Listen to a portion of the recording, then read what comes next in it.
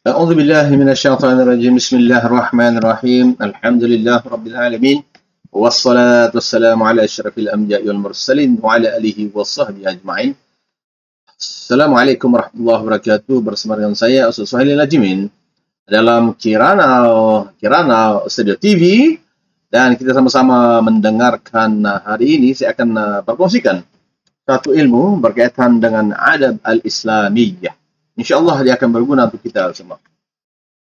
Tuan-tuan yang dirahmati Allah sekalian, saya akan memperkatakan tentang adab Islamiyah, iaitu berkaitan dengan adab dan akhlak Islamiyah. Akhlak Islam ini mempunyai adab. Dalam kehidupan Islam, kena ada adab. Sebagai seorang Islam, kena ada adab. Kita kena belajar adab ini. Ya? Adab, ADAB. Dan juga bagaimana adab ini menurut Islam. Dan salah satu yang saya boleh kongsikan di sini berkaitan dengan adab adalah ingat betul ya, yaitu akal ini otak kan. Akal dalam Islam adalah satu yang membentuk cahaya, dan seperti cahaya untuk kehidupan kita. Berfikir dalam Islam, di dalam Islam kita dikehendaki berfikir dengan logik, rasional, dan mempunyai kebaikan untuk kita semua. Tidak boleh tidak, kita mesti melaksanakan berfikir berdasarkan kepada cara Islam. Manusia ini diciptakan oleh Allah Subhanahu wa taala. Allah cipta manusia. Kata Allah Subhanahu wa taala, kami telah menciptakan manusia, kami telah menciptakan jin dan manusia ini adalah semata-mata untuk bertaubat kepada Allah Subhanahu wa taala, beribadah kepada Allah Subhanahu wa taala. Dan Allah suka kepada orang yang bertaubat kepada Allah Subhanahu wa taala. Orang yang bertaubat itu ramai berada di syurga Allah Subhanahu wa taala. Allahu akbar walillahil hamd. Ingat, dan ingatlah pesanan ini. Rakan-rakan, tuan-tuan yang dirahmati Allah sekalian, saya akan mempersembahkan teruskan lagi tentang manusia ini. Bagaimana ke Islam memandang manusia, mendidik manusia ini. Manusia sebenarnya telah dianugerahkan oleh Allah Subhanahu wa taala dengan akal fikiran. Akal fikiranlah yang membezakan manusia dengan makhluk-makhluk ciptaan Allah Subhanahu wa taala yang lain. Yang mana manusia ini mempunyai akal dan fikiran. Ada nafsu, ada akal. Ada iman dan ada iblis. Ada iman dan ada nafsu. Ada syaitan iblis, dan juga ada malaikat dalam badan manusia ini. Subhanallah, walillahil hamd. Apakah sebenarnya maksud berfikir, tafakkar dalam Islam ini? Apakah maksudnya? Yaitu aktiviti yang menggunakan sebarang aktiviti atau sebarang perbuatan ataupun apa-apalah yang kita nak buat menggunakan akal fikiran dan minda manusia untuk mengenal. Kita kenal, awak. Memahami, kita faham. Cara faham, tahu dan faham tidak sama. Tahu ini siapa nama awak? Nama saya Suhailin. Awak baru tahu saya. Faham itu macam mana? You know who am I? Who I am? Who I am? Kamu kenal siapa saya? Saya seorang yang saya suka warna apa, makan apa, beribadat kepada Allah Subhanahu wa taala, begini kan. Semua itu baru faham. Kita memahami dia dan bagaimana hendak menyelesaikan sesuatu perkara. Dan saya menghadapi isu. Saya belum makan lagi. Macam mana saya nak menyelesaikan isu saya? Saya kena pergi beli makanan. Saya ada duit. Saya kena cari duit atau minta bantuan daripada rakan-rakan. Semua. Itu namanya menggunakan akal. Mendapatkan makanan itu dengan cara apa? Dengan cara halal. Kalau Islam kan, Islam ini kita menggunakan cara yang halal. Halalan thayyibah. Yang halal. Yang bersih lagi halal. Okay? Ada berfikir ini ada bermacam-macam. Dalam Islam, teman-teman, kita ada berfikir adalah berdasarkan sumber-sumber berikut. Satu, mesti ada sumber dia. Ada 5 sumber. Pertama sekali berdasarkan kepada Al-Quran, Al-Quran, As-Sunnah, Ijma', Qiyas. Yang mana itulah wahyu sebenarnya daripada Allah Subhanahu wa taala. Kemudian sunnah ini daripada Rasulullah SAW. Al-Quran kan daripada wahyu. Jadi akal manusia ini tuan-tuan terbatas. Yang mana tidak tahu tentang perkara-perkara gaib. Contoh, Contohnya pahala, dosa. Kita tidak tahu tentang bahasa pahala dosa. Tapi kalau duit, uang ringgit, kita tahu. Uang, dolar, ringgit, itu kita tahu. Sebab dia boleh diampak. Tapi kalau dosa pahala, kita tidak tahu. Berapa besar pahala itu, berapa besar dosa itu, Allahu a'lam bishawab. Baca bagaimanakah hendak menghancurkan dosa itu, kita pun tidak tahu. Itu adalah perkara-perkara ghaib. Tentang Suratul Muntaha pun kita tidak tahu. Sebab itulah pikiran akal ini terlampau batas. Orang yang sudah mati, perempuan, dia akan dikuburkan di bawah tanah. Di dalam tanah itu buat apa? Allahu a'lam bishawab. Kita pun tidak tahu. Sebab dia terbatas, melainkan dengan adanya wahyu dari Allah Subhanahu wa taala dan hadis daripada Rasulullah sallallahu alaihi wasallam. Itulah. Dan juga ada sumber untuk berfikir dalam Islam adalah menggunakan akal fikiran. Yang mana akal fikiran ini kita mesti dalam kategori, kalau dalam tafsir adalah menilai, menganalisis dan menilai, iaitu apa beza, dapat membezakan yang baik dan buruk, ataupun tamyiz, dapat membezakan yang baik dan buruk. Tentunya budak-budak kita lah. Bagaimanakah kita hendak tahu umur mumayyiz ini? Biasanya umur mumayyiz ini umur dia 7 tahun. Kita letakkan satu di depan kita ini makanan. Andainya budak itu pergi makan, makananlah. Dan kita letak juga najis. Kalau dia ingin najis, dia belum mumayyiz. Sebab itu adalah manusia. Itu namanya Islam. Ada juga yang tidak mumayyiz kan, yang tidak membezakan, hanya dia punya pikiran saraf dan sebagainya. Itu adalah dari Allah Subhanahu wa taala. Dan usaha kita adalah usaha kita yang sebenarnya adalah untuk dapat membezakan. Tapi kebanyakan secara adatnya ramai yang dapat membezakan. Allahu Akbar. Jangan lupa subscribe Kirana Studio TV. Kirana Studio TV bersama dengan Anda, Ustaz Suhaili Najimin, di sini. Oke, berilah subscribe lah, jangan lupa. Kita akan kawan. Saya akan sentiasa memberikan info-info berkaitan dengan apa nih? Ini Gunung Kinabalu. Tuan yang dirahmati Allah sekalian. Sumber juga dalam Islam adalah bukti-bukti kajian saintifik. Yaitu boleh meneroka bidang-bidang ilmu yang praktikal. Dalam Islam, sumber utama adalah saintifik. Sekarang kita ni kita banyak penyakit. Banyak penyakit, tuan-tuan. Yang mana para saintis ataupun para doktor membuat kajian secara saintifik dan sebagainya. Kemudian mereka telah mencipta sesuatu obat ataupun vaksin ataupun lainlah untuk digunakan untuk kebaikan manusia. Maksud kita manusia kan, ini manusia ni. Manusia, awak ni manusia. Kan, tangan yang mendengar ni kerusi, bangku dan sebagainya. Dia kan, kita ni manusia. Yang bila-bila akan ditimbah, kata Allah SWT, penyakit yang berjangkit. Penyakit berjangkit telah berlaku. Memang akan berlaku di bumi ini. Yang akan menyebabkan kita sakit dan akan ada yang mati dan ada yang boleh hidup. Maka dibuat yang kajian. Kenapa jadi begini?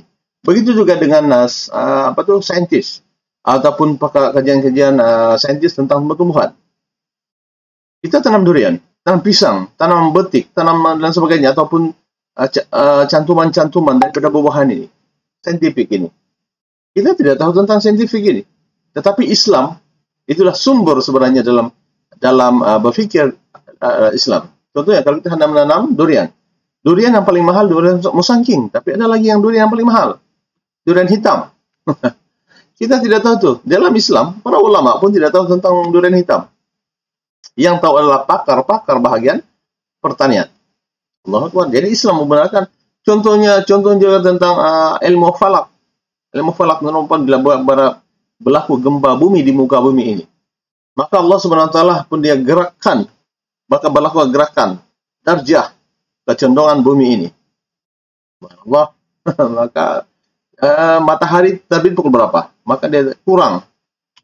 Sebenarnya dia kurang 5 saat ya, ataupun 1 menit ya, lebih kurang. Sebab dia berlaku begitu. Sebab akan berlaku kiamat nanti. Mudah bagi Allah Subhanahu wa taala. Maka untuk di dunia ini kita boleh menggunakan cara Allah berpikir adalah menggunakan saintifik, kajian saintifik. Islam benarkan ya. Jangan menjadi orang-orang yang anti pula di sini, tidak tahu tentang apa-apa. Tidak tahu, tidak pakar pun mengaku pakar. Itulah orang-orang yang jahil. Orang jahil ini jangan kita jahil lah. Orang-orang yang Allah alam. Dia memang jahil-jahil merakab itu. Kan? Tapi dia mau pandai. Kan kita ini, mana pandai sangat kan. Jadi kita ikut orang-orang pakar saja. Yang keempat, sumber berfikir dalam Islam adalah maklumat dan fakta yang tepat dan benar. Teman-teman, kita melihat tentang subuh, salat subuh. Pernah berlaku salat subuh ini dimajukan dan diundurkan masa dia. Sebelum ini dia sudah ada masa kan, tapi 10 minitnya dicepatkan 10 minit ataupun lambatkan 10 menit. Allahu a'lam bishawab. Itu merujuk kepada maklumat dan fakta-fakta yang benar. Contohnya teman-teman adalah wujud disiplin ilmu yang memberi manfaat. Disiplin ilmu ini banyak. Kalau syariah saja banyak disiplin ilmu yang muncul. Syariah dari hukum usul fiqh, ilmu perundangan, ilmu ekonomi, ilmu keuangan, muamalat Islam, emas, apalagi dan sebagainya. Ta'adud jauz, perkahwinan dan sebagainya. Itu perkara asas dalam Islam. Sumbernya teman-teman, fakta. Kalau kita fakta, yang benar adalah sumber-sumber yang dibenarkan berfikir dalam Islam. Begitu juga dengan yang kelima adalah matlamat yang jelas. Berfikir lebih fokus dan terancang. Anda bekerja sebagai apa? Petani misalnya. Kita masih berfikir secara berfokus dan terancang. Kita ada 20 ekar ataupun 20.000 ekar. 2.000 ekar kita mau tanam kelapa sawit, sawit sekarang mahal. Maka kita ada matlamat yang jelas untuk beribadah kepada Allah Subhanahu wa taala, sebab Allah suka beribadah kan. Yang kedua, sumbangan kepada negara untuk kemudian kepada diri sendiri. 1 tan sawit sekarang ada lebih kurang 700 ke 800. Dan mungkin jangka lagi lah 1.000 ke 1 tan kan. 1 tan RM1, 1 kilo RM1. Harga 1 tandan. Itulah yang dibenarkan dalam Islam. Cara berfikir dalam Islam dibenarkan. Atau kita hendak menjadi seorang murid yang berjaya. Ikut orang-orang yang berjaya. Seorang penjahat awam yang hebat. Ikut undang-undang yang ada. Islam tidak membenarkan yang melawan ulul amri. Ulul amri tidak akan menyuruh kita ke arah kejahatan ataupun kemusnahan diri kita, tapi adalah untuklah kenaikan, untuk cemerlangan semua makhluk ataupun di rakyat semuanya. Siapa yang biasanya tidak akan ikut? Ialah mereka yang biasanya mereka yang tidak taat kepada Allah dan tidak taat kepada Rasul ulul amri. Ati'u Allah wa ati'u Rasul wa ulil amri minkum, kata Allah Subhanahu wa taala dalam Al-Qur'an. Itulah kita akan guna otak yang akal yang bercahaya ini. Tuan-tuan yang dirahmati Allah sekalian, kelebihan berfikir tuan-tuan adalah berat. Kelebihan berfikir apabila berlandaskan kepada hak, kepada syarak lah. Yang tadi itu 5 sumber tuan. Dapat membezakan yang hak dan batil. Hak ini benar. Qulil haq walau kana marra. Wal batil ini adalah perkara-perkara yang jahat-jahat semuanya. Tuan-tuan, kita menghadapi di dunia ini banyak sangat keputusan-keputusan yang kita ambil berdasarkan kepada bukti-bukti yang ada. Fine. Tapi di depan Allah SWT di akhirat nanti, Allah akan tayangkan semula apa yang ada. Ya Allah, semoga kita ini jauh daripada menjadi orang-orang yang berdosa lah. Bertobatlah kepada Allah SWT. Yang kedua kelebihan dia adalah dapat meyakini bahwa Allah Subhanahu wa taala itu wujud. Semua benda-benda untuk berfikir ini adalah untuk membuktikan bahwa Allah itu Tuhan kita yang kita sembah dan Allah itu wujud. Lihatlah bagaimana matahari bersinar, tapi tempat lain tidak ada matahari. Why? Padahal masih yang sama, kita berada di bumi yang sama. Tempat lain ada sinar bulan. Kenapa bulan itu nampak dia bulat? Kenapa yang lain sampai separuh? Kenapa yang lain itu anak bulan saja? Why? Itu kekuatan Allah Subhanahu wa taala. Kenapa ada embun? Kenapa ada gunung? Nah, di belakang saya ada gunung. Jangan lupa kerana studio. Dan kita akan jawab. Saya akan bagi perkongsian untuk yang ini. Amalan berfikir yang tidak beradab, tuan-tuan. Saya akan berikan di sini. Amalan yang berfikir yang tidak berfikir yang tidak adab ialah berfikir berdasarkan menggunakan hawa nafsu. Nafsu, tuan-tuan. Nafsu ini, tuan-tuan, dia adalah satu keinginan. Yang mana dia keinginan mau saja. Mau. Tapi dia tidak melihat kepada halal. Tidak mematuhi undang-undang, peraturan, etika, moral, adab. Dia mau ambil dia semua. Halal tanpa mengira tentang soal halal dan haram. Tapi biasanya nafsu ini berdasarkan kepada pertimbangan nafsu yang disukai oleh iblis, yang setan, yang memberikan kepada dosa-dosa yang jahat, apa dosa kepada manusia lah. Itu biasanya. Itu dah dasar yang kalau tidak berpikir yang berdasarkan Al-Quran dan As-Sunnah. Yang kedua, berpikir tanpa matlamat yang jelas. Kita berpikir tapi tidak matlamat. Tidak tahu apa matlamatnya. Contoh, kita nak main bola. Kita mau main bola ini ialah kita mau menang. Tapi tuan-tuan, ada yang akan mempermainkan bola ini. Tidak mau menang sebab dia dapat rasuah ke apa-apa. Itu benar berlaku di muka bumi ini. Bukan sepak bola sepak. Apa-apa jenis sukan pun sama. Atau apa-apa jenis. Menggunakan apa? Tidak tahu apa matlamat. Tapi andai kita tahu matlamat yang jelas, kita nak menang, maka kita akan tahulah macam mana nak menggunakan strategi yang adalah pemilihan itu kan. Gunakanlah, tidak rugi untuk berpikir ini. Tapi jangan banyak bercakap, banyak bekerja. Allah Akbar. Yang ketiga adalah berpikir mengikut akal. Dia guna mengikut akal, tapi akal dia tidak waras. Kiranya dia ikut hati lah, ikut hati mati. Kan? Jadi maknanya kita harus menggunakan, asal menggunakan akal, dia sebenarnya akan jadi waras. Jangan lupa ini akal ini adalah misalkan baik dan buruk kan. Oke, yang seterusnya adalah perkara yang merusakkan akal yang waras, yaitu minum arak. Kan ada yang minum arak perempuan, dia masa belum minum arak dia tidak masalah, tapi bila dia mabuk, hilang kewarasannya. Ibu segala kejahatan adalah arak.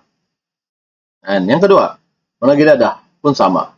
Kesan dalam hukum qisas pula. Dalam hukum qisas lah, hukuman qisas. Kadang-kadang yang berlaku yang begini kan.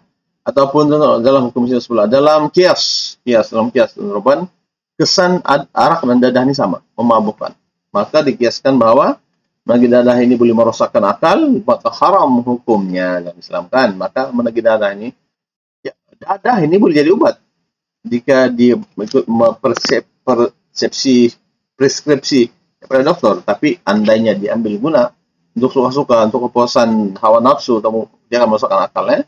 Yang keempat adalah makan makanan yang memabukkan. Kemudian makan makanan yang beracun pun tidak boleh. Dalam Islam kita tidak makan makanan yang beracun. Kemudian cara berpikir menurut Islam adalah mengetahui batasan dan kemampuan akal. Kita sadar bahwa kita ini tidak dapat berpikir dengan waras ataupun dengan yang lebih tinggi lagi tanpa Al-Quran dan As-Sunnah. Allah Akbar. Kita sudah tentang itu. Yang kedua adalah mengetahui tujuan berpikir. Kenapa kita harus berpikir? Untuk berjaya di dunia akhirat dan sebagainya lah. Supaya dapat membezakan baik dan buruk, supaya kita melakukan yang baik saja. Kita bagi idea, ada pula kawan-kawan yang di sebelah kita ini tidak mau, sikit-sikit mau tentang. Tidak guna Tuhan. Mengetahui pakaian yang difikirkan. Kita tahu apa yang kita mau fikir. Dan yang keempat adalah mengetahui cara mencapai matlamat. Kita akan belajar mengetahui risiko yang akan berlaku. Kalau kita buat ini, kalau kita driving laju, accident. Kalau kita ikut keadaan, insya-Allah, dan ikut peraturan yang ada. Ikut peraturan. Takkanlah driving laju-laju di jalan yang bingkuk-bingkuk kan. Entah ada juga orang maju. Masuk accident. Lepas itu siapa yang rugi? Diri sendiri. Begitu juga dengan bukan sekadar jalan raya. Ada juga lomba di tepi laut, perlombaan atau pemain bola, tonton. Main bola kita tengok main kasar. Ada main bola yang tidak main kasar kan? Kayak itulah badminton, ya kasaran. Lompat sini. Main guli kah? Dan sebagainya. Allahu Akbar. Hikmah berpikir menurut Islam ialah kita boleh menghindari perkara yang unsur-unsur khurafat. Khurafat ini adalah satu kepercayaan lah, perbuatan yang boleh mensyirikkan Allah, mensyirikkan ini kan khurafatnya. Kan? Kemudian menyelesaikan masalah dengan cepat dan berkesan. Kalau hebatlah kita berpikir tentang proaktif dan berjaya maju, mencuburi bidang baharu yang bermanfaat, kemudian menghindari unsur-unsur negatif dan memantapkan iman. Allah Akbar. Ingatlah kita kena berpikir secara positif. Dan tuan-tuan, saya ingin beri satu motivasi lah. Apabila kita berada di muka bumi ini, Allah SWT memberikan kita ini tuan-tuan peluang. Semua adalah bentuk peluang. Jika kita Allah uji dengan musibah, dia sebenarnya ada peluang. Tuan-tuan, ramai yang kita melihat di dunia sekarang ini. Iya, sebelah kiri, sebelah kanan kita ini, ataupun di depan kita, di belakang kita ini, ramai sekali yang ditimpa musibah. Allah Subhanahu Wa Taala berikan mereka ujian. Allahu Akbar. Karena ujian inilah sebenarnya akan mendewasakan kita. Contoh, kita perempuan ialah apabila kita masih sebagai seorang pelajar. Saya pelajar, Anda pelajar, Anda pelajar, Anda pelajar, Anda pelajar. Dan kita menghadapi banyak sekali nota-nota yang dibagi oleh guru. Kemudian sampai masa untuk pemeriksaan. Dan pada masa itu, kita akan menghadapi siapa yang belajar lebih, khususnya dalam latihan tubi untuk persediaan pemeriksaan, dia akan belajar dengan jayanya. Bukan kerana dia pandai, tapi dia rajin. Rajin. Dalam Islam, kalau kita ikut akal yang waras, Anda rajin, Anda akan dapat apa yang Anda. Jangan banyak bercakap, tapi banyak bekerja. Anda akan dapat yang banyak. Jika tuan-tuan mempunyai 20 ekar, Anda, Ali 20 ekar tanah, Abu 20 ekar tanah, Abu 20 ekar, Amir 20 ekar, tapi Abu rajin. Dia bukan sekadar bercakap, dia punya ilmu, dia rajin bekerja dan sebagainya, maka dia akan ada hasil. Berbanding dengan Abu, dia ada ilmu tapi tidak bekerja. Amir langsung dia ada tanah tapi dia duduk rumah saja, main game. Maka tuan-tuan, itulah perbezaan di antara orang yang berakal hebat dan orang yang bekerja. Subhanallah. Sebab dunia ini tuan-tuan adalah peluang. Kita hendaklah biasa merebut peluang yang ada. Subhanallah. Jadi dari situ saja, jangan lupa subscribe Channel Studio TV pada hari ini. Selamat datang dan terima kasih karena bersama dengan saya. Assalamualaikum warahmatullahi taala wabarakatuh. Jumpa lagi.